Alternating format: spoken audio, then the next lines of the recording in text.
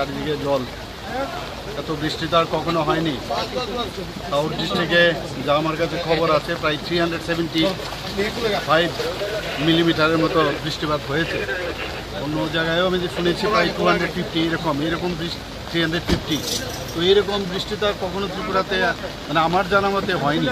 তো আমরা মানে চারিদিকে কাজ করছে সব জায়গায়। আমি একটু আজকে সকালে আমি আমাদের মাননীয় হোম মিনিস্টারের সাথে কথা বলেছি, মানে কিছু যদি এনডিআরএফের কিছু লোকজন পাঠানো যায়, উনি বলেছেন উনি দেখছেন এবং করবেন সেটা, এবং এখান থেকে আমরা চিঠিও দিয়েছি।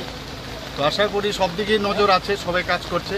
ডিএমরাও সতর্ক, সব দিকে এসডিএম সতর্ক, সমস্ত অন্যান্য যারা আমাদের এসডিআরএফ থেকে আরম্ভ করে সবাই কাজ করছে। স্যার, গতকাল আপনি দিল্লি থেকে এসে সঙ্গে সঙ্গে পর্যালোচনা বৈঠকে বসেছেন এই বন্যা পরিস্থিতি নিয়ে। এখন পর্যন্ত কতজনের প্রাণহানি হয়েছে? এবং এখন অবধি তো আমার কাছে যা খবর আছে 7 জনের মতো, আর 2 জন বোধহয় এখনও ওদেরকে পাওয়া যাচ্ছে না।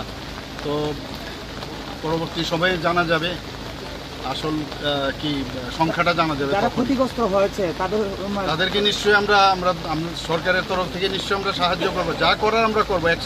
মানে এক্সট্রিম অব্দি আমরা যাবো, যা সাহায্য করা। বহু জায়গায় দেখা যাচ্ছে এনিমেল আনতে পারা যাচ্ছে না, বা মানুষও ভোগান্তি হচ্ছে। এটা তো আপনারা বুঝতেই পারছেন কি ধরনের, এই ধরনের তো এটা মানে কি বলবো, এই ধরনের তো ঘটনা আর কখনো আগে হয়নি।